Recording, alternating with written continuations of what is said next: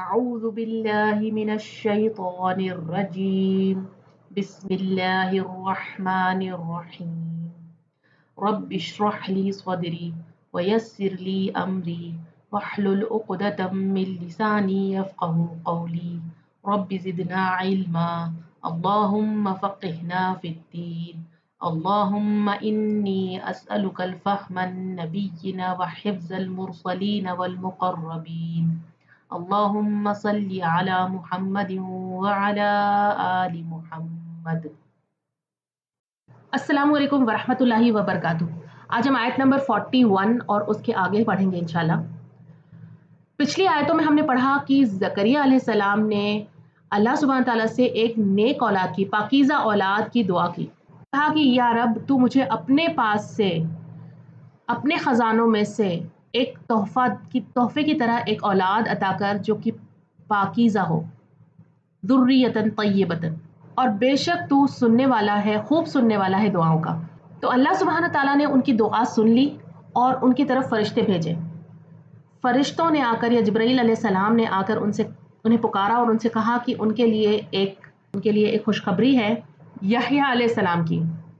اور زکریا علیہ السلام نے ایک پاکیزہ اولاد مانگی تھی، لیکن اللہ سبحانہ تعالیٰ نے جب دیا تو اور بھی بہت ساری کوالٹیز بتائی کہ یہ ساری کوالٹیز ہوں گی ان کے اندر، جیسے کہ وہ تصدیق کرنے والے ہوں گے ایک کلمے کی جو کہ عیسیٰ علیہ السلام کی طرف اشارہ ہے، اور اس کے بعد کہا گیا کہ وہ سردار ہوں گے، پاک باز ہوں گے، حسوراً، اور نبی بھی ہوں گے، من الصالحین، نیک لوگوں میں سے۔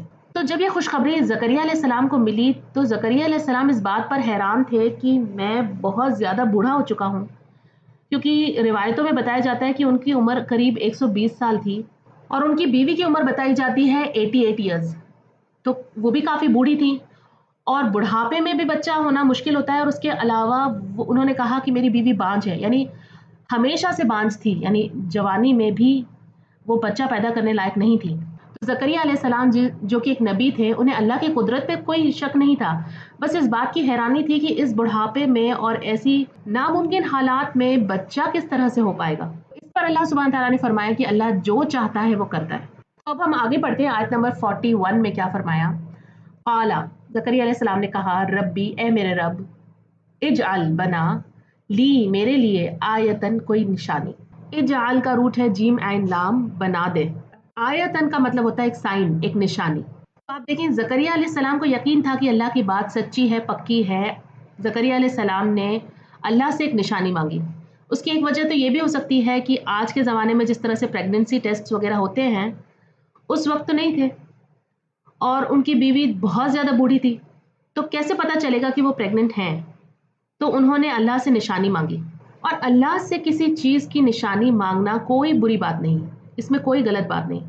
ابراہیم علیہ السلام نے بھی اسی طرح سے نشانی مانگی تھی کہ اے میرے رب، تو مردوں کو زندہ کیسے کرے گا، تو مجھے بتا۔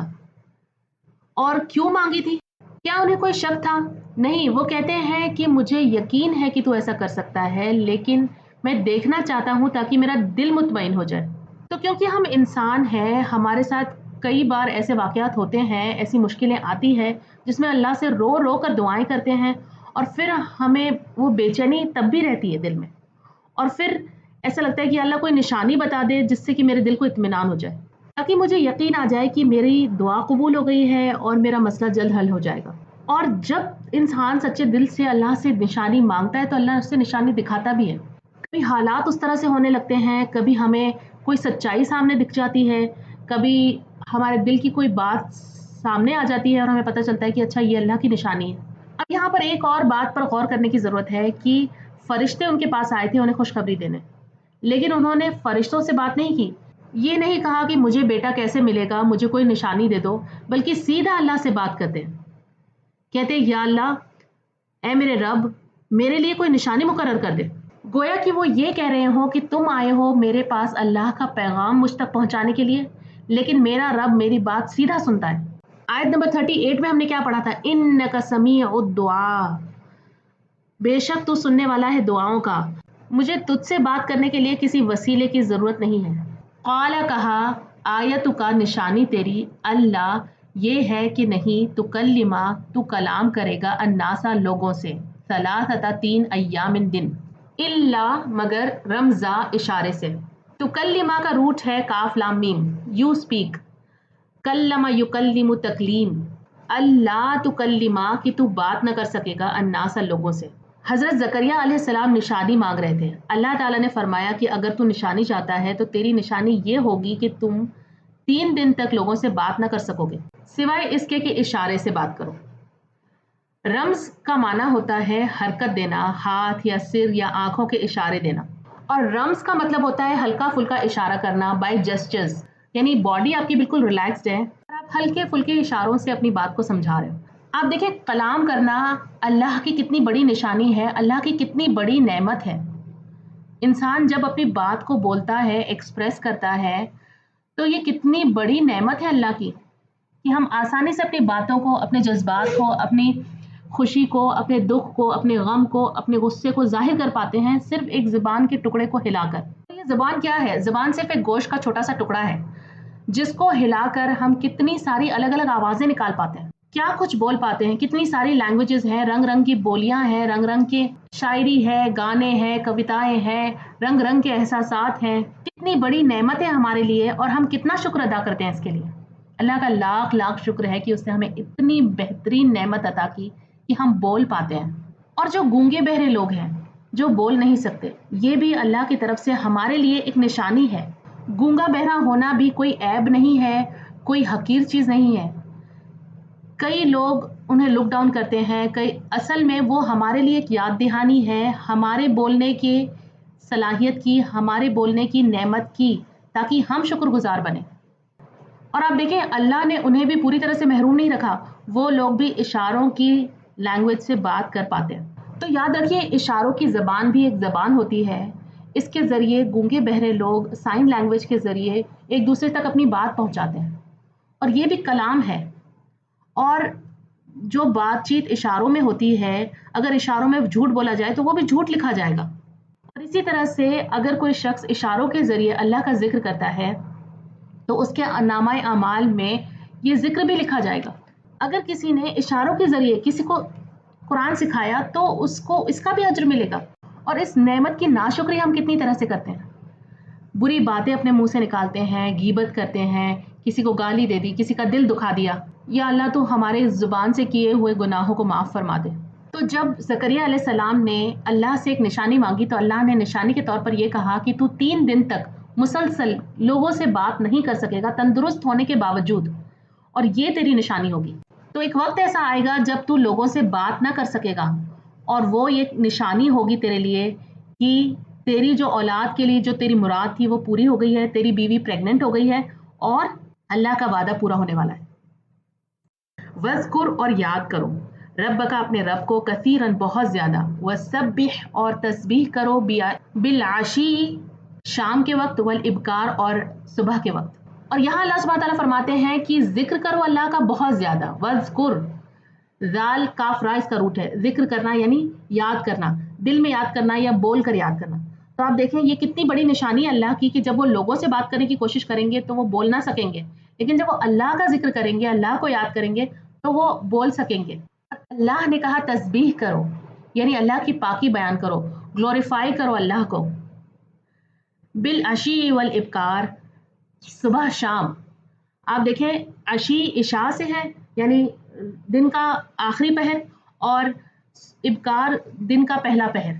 और रात और दिन, सुबह और शाम के मुख्तलिफ औकात को बयान करने के लिए अल्लाह ने बहुत सारे लफ्ज़ इस्तेमाल किए कुरान मजीद में। जैसे बुक्रतन व असीला भी आता है, इस तरह से कई अलग अलग अल्फाज आते हैं कुरान मजीद में। तो अल्लाह ने कहा दिन और रात, सुबह और शाम अल्लाह को याद करो, अल्लाह का जिक्र करो, उसकी पाकी बयान करो, उसकी तस्बीह करो, और अल्लाह की याद को जिंदा रखने की तवज्जो दिलाई गई।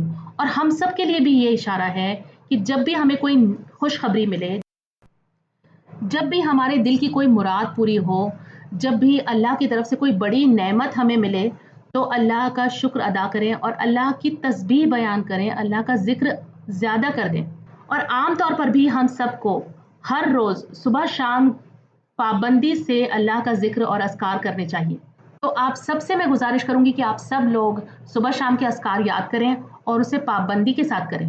इस आयत को पूरा एक बार देख लेते हैं। आयत नंबर 41 में ये कहा जा रहा है कि ज़करिया अलैहिस्सलाम ने अर्ज़ की اے میرے رب میرے لیے کوئی نشانی مقرر فرما۔ اللہ نے فرمایا تمہاری نشانی یہ ہوگی کہ تم 3 دن تک لوگوں سے بات نہ کر سکو گے سوائے اشارے کے، اور اپنے رب کو بہت زیادہ یاد کرنا اور شام اور صبح اس کی تسبیح کرنا۔ آیت نمبر 42، وَإِذْ اور جب قالت الملائکۃ کہا فرشتوں نے یا مریم اے مریم ان اللہ بے شک اللہ تعالیٰ اصطفیٰ کی چن لیا ہے تجھے۔ اب فرشتے حضرت زکریا علیہ السلام کے بعد مریم سلام علیہا کی طرف مخاطب ہوتے ہیں، اور اللہ تعالیٰ نے پہلے زکریا علیہ السلام کو خوشخبری دی اور اب مریم سلام علیہا کو ایک عظیم مقام اور فضیلت کی بشارت دی جائے گی۔ یہاں پر ایک بات نوٹ کریں، یہاں پر کہا گیا ملائکۃ، فرشتوں نے، یہ پلورل ہے فرشتوں کا، لیکن جب ہم سورہ مریم پڑھتے ہیں تو وہاں پہ ہمیں پتہ چلتا ہے کہ اللہ سبحانہ تعالیٰ نے مریم سلام علیہا کی طرف جبرائیل علیہ السلام کو بھیجا۔ تو یہ بھی ہو سکتا ہے کہ بہت سارے فرشتے مریم سلام علیہا کی طرف آئے اور جبرائیل علیہ السلام ان میں سے ایک تھے جو ان سے مخاطب ہوئے، کیونکہ جبرائیل علیہ السلام فرشتوں کے لیڈر ہیں، تو ایز اے لیڈر وہ وہاں آئے۔ یا پھر یہ بھی ہو سکتا ہے کہ صرف جبرائیل علیہ السلام آئے اور ان کی تعظیم اور ان کی عزت کے لیے یہاں پر پلورل کا لفظ استعمال ہوا۔ تو فرشتے کہتے ہیں ان اللہ اصطفاکی، بے شک اللہ تعالیٰ نے تجھے چن لیا ہے۔ یہاں استفاء کا مطلب ہوتا ہے کسی کو خاص، پاک اور بہترین ہونے کی وجہ سے خاص طور پر چن لینا۔ گویا کہ مریم سلام علیہا کی پاکی، ان کی اخلاص، ان کی عبادت کی بنیاد پر اللہ تعالیٰ نے انہیں اپنے لیے ایک خاص مقصد کے لیے چن لیا۔ وَطَہَّرَكِ اور پاک کیا تجھے، طَہَّرَ اس کا روٹ ہے پیوریفائی کیا تجھے، یعنی اللہ تعالیٰ نے نہ صرف انہیں چنا بلکہ مزید پاکیزگی اور طہارت سے نوازا۔ اگرچہ وہ پہلے سے ہی پاک دامن تھی لیکن اللہ نے ان کی پاکی کو بلند مقام عطا فرمایا۔ اللہ نے انہیں کفر، شرک سے پاک کیا، برے اخلاق سے پاک کیا، گناہوں سے بچایا، لوگوں کے لگائے ہوئے الزامات سے ان کو بری کیا، اور کئی مفسرین کے مطابق اس میں جسمانی پاکیزگی بھی شامل ہے۔ اور جب اللہ نے کہا اصطفیٰ کی، چن لیا تجھے، تو آپ دیکھیں کس کس مقام پہ اللہ نے چنا ہے مریم سلام علیہا کو۔ سب سے پہلے تو مریم سلام علیہا کی ماں نے لڑکا ایکسپیکٹ کیا تھا دین کی خدمت کے لیے، لیکن اللہ نے مریم سلام علیہا کو ایک لڑکی کو چنا۔ اس کے بعد ان کی پرورش ہیکل میں ہوئی، زکریا علیہ السلام نے ان کی کفالت کی اور ان کو کئی مقامات پر انہیں چنا۔ ان کے لیے رزق اترتا تھا اللہ کی طرف سے، اور اب انہیں ایک معجزے کے لیے چنا ہے اللہ نے کہ بن باپ کے ان کے ذریعے ایک اولاد پیدا ہوگی۔ وَطَہَّرَكِ اور پاک کیا تجھے، وَاصْطَفَاكِ اور چن لیا تجھے، عَلَى النِّسَاءِ عورتوں پر، العالمین تمام جہانوں کی۔ اور پھر دوبارہ سے کہا اللہ نے کہ اور چن لیا تجھے عورتوں پر تمام جہانوں کی۔ یہ دوسری دفعہ چننا ہوا، یعنی اللہ نے صرف اپنی خدمت اور اپنی قدرت کے لیے نہیں چنا بلکہ دنیا کی تمام عورتوں پر انہیں ایک خاص مقام عطا فرمایا۔ تو ایک بار پھر سے دیکھتے ہیں، اللہ نے سب سے پہلے فرمایا ان اللہ اصطفاکی، اللہ نے تجھے خاص طور پر چنا، ایک عظیم مقام دیا۔ پھر فرمایا وطہرکی اور پاک کیا تجھے، پاکیزہ بنایا تجھے، جسمانی اور روحانی اور باطنی بیماریوں سے اور ناپاکیوں سے تجھے پاک کر دیا۔ اور پھر فرمایا واصطفاکی علی النساء العالمین، اللہ نے تمہیں دنیا کی تمام عورتوں کے اوپر فضیلت دی۔ یہاں عالمین سے اکثر مفسرین نے یہ معنی کیا ہے کہ اس وقت کی عورتوں کے اوپر انہیں فضیلت دی، لیکن حدیث سے ہمیں یہ پتہ چلتا ہے کہ کچھ عورتیں اللہ کی طرف سے خاص مقام رکھتی ہیں، اور وہ عورتیں جن کا ذکر حدیث میں آتا ہے وہ کون عورتیں تھیں؟ ایک جگہ پر حضرت آسیہ علیہ السلام کا نام آتا ہے جو فرعون کی بیوی تھی، حضرت خدیجہ علیہ السلام کا نام آتا ہے، اور حضرت فاطمہ علیہ السلام کا نام آتا ہے، اور حضرت عائشہ علیہ السلام کا نام بھی آتا ہے۔ حضرت آسیہ علیہ السلام کا نام کیوں آتا ہے؟ آپ دیکھیں وہ فرعون کی بیوی تھی، محل میں رہتی تھی، دولت، عیش و آرام، شان و شوکت سب کچھ تھا اس کے پاس، لیکن اس کے بعد بھی وہ اللہ سے دعا کرتی ہے کہ اے میرے رب میرے لیے تو اپنے پاس جنت میں ایک گھر بنا دے۔ انہوں نے فرعون کے ساتھ رہ کر جسمانی عذاب اور سخت تکلیفیں برداشت کی، لیکن وہ اپنے ایمان پر قائم رہی۔ اور اس میں ہر اس عورت کے لیے ایک سبق ہے جو کہتی ہے کہ میرا شوہر مجھے دین سے روکتا ہے، یا میرا شوہر مجھے حجاب نہیں کرنے دیتا یا قرآن نہیں پڑھنے دیتا، تو اس لیے میں نہیں پڑھتی۔ آسیہ علیہ السلام کا شوہر دنیا کا سب سے بڑا ظالم تھا، اس کے باوجود بھی وہ اپنے ایمان پر، اپنے دین پر قائم رہی۔ تو ہم میں سے ہر ایک عورت کو یہ بات سمجھنی چاہیے کہ اللہ کا حکم ہے کہ اپنے شوہر کو خوش رکھو، اس کی بات مانو، اس کی اطاعت بھی کرو، لیکن جب کوئی بات شوہر کی ایسی ہے جو اللہ کی مرضی کے خلاف ہے تو پھر اللہ کی مرضی کو ترجیح دی جائے گی، شوہر کو نہیں دی جائے گی۔ لیکن ہو سکتا ہے کہ موقع اور ماحول اور مجبوری کی حالت میں عورت کچھ ایسے فیصلے کرے، لیکن اصل سوال یہ ہے کہ وہ خود کیا چاہتی تھی، اس کے دل میں کیا تھا، وہ کتنی اس نے کوشش کی دین پر چلنے کی۔ کیونکہ اللہ کے راستے میں رکاوٹ کے باوجود استقامت اختیار جو کرتا ہے وہ اللہ کا مقرب بندہ بن جاتا ہے۔ اور اب ہم دیکھتے ہیں حضرت خدیجہ رضی اللہ عنہ، ان کو فضیلت کس بنا پر دی گئی؟ یہ کہ یہ مکہ کی سب سے امیر ترین کامیاب تاجر خواتینوں میں سے تھی۔ انہوں نے اپنا سارا مال اللہ کے دین کی خدمت کے لیے، رسول اللہ صلی اللہ علیہ وسلم کے لیے، آپ صلی اللہ علیہ وسلم کی حمایت میں خرچ کر دیا۔ اس کے علاوہ رسول اللہ صلی اللہ علیہ وسلم پر ایمان لانے والی پہلی عورت تھی، اور رسول اللہ صلی اللہ علیہ وسلم کی ہر مشکل میں، ہر مصیبت میں انہوں نے سہارا دیا، ساتھ دیا۔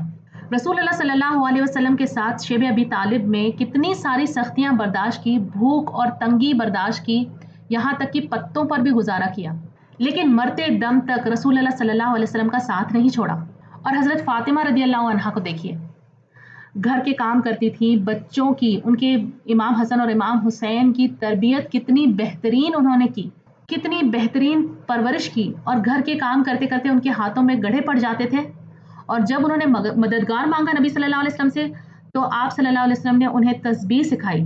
انہوں نے رسول اللہ صلی اللہ علیہ وسلم کے ساتھ ہجرت کی، مشکلیں اٹھائی، اور ان کی چھوٹی سی زندگی تھی لیکن بہت بابرکت تھی۔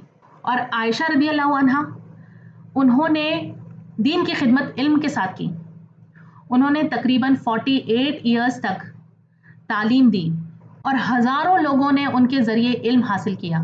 دین کے بہت سارے مسئلے مسائلوں کا حل ان کی بتائی حدیثوں کے ذریعے ہوتا رہا ہے۔ اور حضرت مریم سلام علیہا کو دیکھیے کس طرح سے انہوں نے دین کی خدمت کی، ان کے اوپر کیسے کیسے الزام لگائے گئے، اور اس کے باوجود وہ کس طرح سے جمی رہی، کتنی سخت آزمائشوں سے انہیں گزرنا پڑا، لیکن وہ دین کی خدمت کرتی رہی۔ اس سے یہ ایک اہم بات ہمیں سمجھ میں آتی ہے کہ صرف ایک خاص قسم کے کام کرنے سے ہی انسان اللہ کے نزدیک مقبول نہیں ہوتا۔ ہر شخص کا ایک اپنا رول ہوتا ہے، اس کی اپنی ایک ذمہ داری ہوتی ہے۔ یعنی اگر آپ علم میں مضبوط نہیں ہیں، علم کے ذریعے دین کی خدمت نہیں کر سکتے، تو مالی حیثیت سے آپ اپنی دین کی خدمت کر سکتے ہیں۔ مال کما کر دین کے راستے میں خرچ کر کے بھی دین کی خدمت کی جا سکتی ہے۔ اور اگر کوئی عورت گھر میں ہے اور وہ بچوں کی اچھی تربیت کرتی ہے، بچوں کو اس لائق بناتی ہے کہ وہ دین کی خدمت کر سکے، تو یہ بھی اس کی طرف سے دین کی خدمت ہے۔ اس لیے کسی اور کی زندگی کو اپنا آئیڈل بنا کر مایوس ہونے کی ضرورت نہیں ہے۔ ہر شخص کے حالات مختلف ہیں، ان کے پاس الگ صلاحیتیں ہیں، اپنی صلاحیتوں کو جس بھی فارم میں آپ یوز کر سکتے ہیں، دین کی خدمت میں لگا سکتے ہیں، چاہے تعلیم کے ذریعے ہو، چاہے کوئی اور جیسے صاف صفائی ہے مسجد کی، یا کوئی اور طریقہ ہے جس کے ذریعے آپ دین کی خدمت کر سکتے ہیں۔ ضروری ہے کہ آپ خود پرسنلی جا کر صاف صفائی کریں، لیکن آپ صاف صفائی رکھوا کے، کروا کے بھی خیال رکھ سکتے ہیں۔ تو پھر سے ہم اس آیت کی طرف آتے ہیں۔ اس آیت میں جہاں پر یہ کہا گیا کہ استفا کی، تو اس سے بہت سے مفسرین نے یہ معنی کیا کہ مریم سلام علیہا کو بھی نبوت دی گئی تھی، کیونکہ استفا کا لفظ جب قرآن مجید میں آتا ہے تو وہ رسولوں کے لیے آیا ہے، جیسے ان اللہ اصطفى آدم و نوحا و آل ابراہیم، اور سورہ بقرہ میں بھی جس طرح سے ہم نے طالوت اور جالوت کا جو قصہ پڑھا تھا اس میں بھی استفا کا لفظ استعمال ہوا تھا۔ اور اس وجہ سے بھی کہا جاتا ہے کہ آپ کو نبوت دی گئی کیونکہ فرشتے آ کر آپ سے سیدھا کلام کر رہے تھے۔ لیکن قرآن مجید کی ہی دوسری آیتوں سے ہمیں یہ پتہ چلتا ہے کہ نبوت اللہ نے صرف مردوں میں رکھی ہے، واللہ عالم۔ لیکن اس آیت سے یہاں پر یہ صاف ظاہر ہوتا ہے کہ حضرت مریم سلام علیہا کا بہت بلند مقام تھا اللہ کے نزدیک۔ آخر میں ایک بہت خوبصورت بات میں آپ کو بتانا چاہوں گی۔ آپ دیکھیں دنیا میں جو بڑے بڑے ٹائٹلز ہیں جو عورتوں کو دیے جاتے ہیں، مس ورلڈ یا فرسٹ لیڈی یا جو بھی مشہور ٹائٹلز ہیں، تو یہ سب کچھ بننا ایک چیز ہے، لیکن آج دنیا کے اخباروں میں نام آتا ہے، میگزینز میں نام آتا ہے، اور کل لوگ بھول جاتے ہیں۔ انہی اخباروں سے، انہی میگزینز کے پیپرز کو جلا دیا جاتا ہے، یا ردی میں پھینک دیا جاتا ہے، یا ان سے گندگی صاف کی جا رہی ہوتی ہے۔ لیکن جو شخص اللہ کی رضا کے لیے اخلاص کے ساتھ قربانی دیتا ہے، دین کی خدمت کرتا ہے، وہ اللہ کے نزدیک مقبول لوگوں میں لکھ لیا جاتا ہے۔ شاید اس کا نام دنیا کے میں مشہور نہ بھی ہو، لیکن اللہ کے یہاں مقربین کے درجے اسے حاصل ہو جاتے ہیں، اور یہ سب نیت اور ارادے سے ہوتا ہے۔ انسان خود فیصلہ کرتا ہے کہ وہ دنیا کی نظروں میں مقبول بننا چاہتا ہے یا وہ اللہ کی نظروں میں مقبول بننا چاہتا ہے۔ اب اللہ سبحانہ تعالیٰ نے یہ ساری فضیلتیں، سارے مقامات بتا دینے کے بعد مریم علیہ السلام سے فرمایا آیت نمبر 43 میں، یا مریم، اے مریم، اقنتی، ہمیشہ اطاعت کرو۔ اقنتی، قاف نون تا اس کا روٹ ہے، قنوت بھی اسی سے، اور قنوت کا مطلب ہوتا ہے فرما برداری، ہمیشگی اور خشوع کے ساتھ، یعنی ہمیشہ کے لیے اللہ کی فرما برداری اور اطاعت۔ اللہ سبحانہ تعالیٰ نے مریم سلام علیہا کو اتنی ساری فضیلتیں اور اتنا بلند مقام عطا کیا، اور پھر کیا فرمایا کہ جب تمہیں اتنا کچھ اللہ کی نعمتوں میں سے ملا ہے تو اب تم کیا کرو؟ تم اللہ کی فرما بردار بن جاؤ۔ قنوت کے اندر انکساری شامل ہوتی ہے۔ انکساری کا مطلب ہے کہ اپنے آپ کو بڑا نہ سمجھنا، نرمی اور جھکاؤ کے ساتھ اللہ کے سامنے رہنا، اپنی کمزوری کو اور اللہ کی بزرگی کو محسوس کرنا۔ اور قنوت میں ایک مطلب آتا ہے عاجزی کا، یعنی اللہ کو بڑا سمجھنا اور اپنے آپ کو بے بس اور محتاج سمجھنا۔ اور اس میں ہمبلنس کا معنی بھی آتا ہے، یعنی انسان کو اللہ کے سامنے اور لوگوں کے سامنے ہمبل رہنا اور لگاتار اللہ کی اطاعت اور فرما برداری کرتے رہنا، یہ ہے قنوت کا معنی۔ تو اس آیت میں فرمایا یا مریم، اے مریم، اقنتی، ہمیشہ اطاعت کرو، لربی کی، اپنے رب کی، واسجدی، اور سجدہ کرو، ورکعی، اور رکوع کرو، مع الراکعین، رکوع کرنے والوں کے ساتھ۔ اب یہاں پر ایک بات نوٹ کریں کہ یہاں پر سجدے کی بات پہلے آئی اور رکوع کی بات بعد میں آئی، جبکہ نماز میں رکوع پہلے کیا جاتا ہے اور سجدہ بعد میں کیا جاتا ہے، لیکن سجدے کا ایک عظیم مقام ہے نماز میں۔ سجدے کی حالت میں بندہ اللہ کے سب سے زیادہ قریب ہوتا ہے، اور سجدہ ایسی چیز ہے جو نماز کے علاوہ بھی کیا جاتا ہے، یعنی شکر کا سجدہ ہوتا ہے یا سجدہ تلاوت ہوتا ہے، تو نماز کے علاوہ بھی انسان سجدے کر سکتا ہے، لیکن رکوع ایسی چیز ہے جو نماز میں کی جاتی ہے۔ اور جب اللہ فرماتا ہے کہ رکوع کرو، رکوع کرنے والوں کے ساتھ، تو اس سے مراد یہ ہے کہ با جماعت نماز پڑھو۔ اب آپ دیکھیں، مریم سلام علیہا کو کچھ وقت کے لیے اپنی پریگننسی میں لوگوں سے دور جا کر رہنا پڑا تھا، لیکن اس آیت کے ذریعے اللہ سبحانہ تعالیٰ مریم سلام علیہا کو یہ فرماتے ہیں کہ ہمیشہ کے لیے تم لوگوں سے دور نہیں رہو گی، بلکہ لوگوں کے ساتھ آؤ گی، کیونکہ آپ دیکھیں جب بچہ پیدا ہو جائے گا تو وہ بدنامی کے ڈر سے ہو سکتا ہے کہ لوگوں سے دور رہنے لگے، لیکن انہوں نے کہا کہ نہیں، تمہیں دوبارہ لوگوں کے اندر آنا ہے، اپنے لوگوں کے ساتھ مل کر عبادت کرنی ہے، اور ایسے لوگ ہوں گے جو تمہیں قبول کریں گے، جو تمہارے ساتھ عبادت کرنے کے لیے راضی ہوں گے، تو ایسے لوگوں کے ساتھ مل کر تمہیں عبادت کرنی ہے۔ اور اس بات سے یہاں پر ہمیں یہ بھی پتہ چلتا ہے کہ عورتوں کو بھی با جماعت نماز پڑھنے کی اجازت ہے۔ مسجد میں جا کر با جماعت نماز پڑھنے میں جو ایک الگ احساس ہوتا ہے وہ اکیلے پڑھنے میں نہیں ہوتا۔ اور نبی صلی اللہ علیہ وسلم نے بھی فرمایا کہ جب کوئی عورت اگر مسجد میں جا کر نماز پڑھنا چاہے تو اسے روکا نہیں جانا چاہیے، لیکن کئی ملکوں میں، کئی علاقوں میں، کئی اسلامک سوسائٹی میں عورتوں کے لیے مسجدوں میں جگہ ہی نہیں بنائی جاتی، ان کے عبادت کے لیے کوئی جگہ ہی مخصوص نہیں کی جاتی۔ لیکن اگر عورتوں کو دینی مجلسوں سے، مسجدوں سے اگر روک دیا جائے گا تو ان کے دین میں، ان کے ایمان میں کمی آ سکتی ہے، بہت سے نقصان ہو سکتے ہیں۔ آپ دیکھیں مسجد الحرم میں، مدینہ میں، مکہ میں، ہر جگہ عورتوں کو با جماعت نماز پڑھنے کی اجازت ہے۔ رمضان میں، حج میں، عمرہ میں، اعتکاف میں، ہر موقع پر عورتیں بھی عبادت میں حصہ لیتی ہیں، اور یہ کوئی نئی بات نہیں ہے بلکہ صدیوں سے چلا آ رہا ہے۔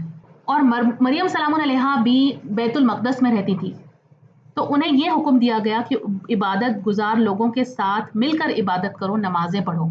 تو اس آیت میں 3 چیزوں کا ذکر آیا ہے، اقنتی، واسجدی، ورکعی مع الراکعین، اطاعت کرنے کے لیے کہا گیا، پھر کہا گیا کہ سجدہ کرو، سجدہ عام عبادت کی طرف اشارہ ہے، اور ورکعی مع الراکعین جو ہے با جماعت نماز کی طرف اشارہ ہے۔ تو اس آیت کو بھی پورا ایک بار دیکھ لیتے ہیں۔ اس میں کہا جا رہا ہے اے مریم، ہمیشہ اطاعت کر اپنے رب کی، اور سجدہ کر اور رکوع کر ساتھ رکوع کرنے والوں کے۔ الحمدللہ، آج کا لیسن یہاں پہ ختم ہوتا ہے۔ سبحانک اللہم و بحمدک، نشہد ان لا الہ الا انت، نستغفرک ونتوب الیک۔ Dear brothers and sisters, if you found this video beneficial, please share with others and be part of Sadaqah Jariyah. Jazakumullahu khairan katheera. السلام علیکم ورحمۃ اللہ وبرکاتہ.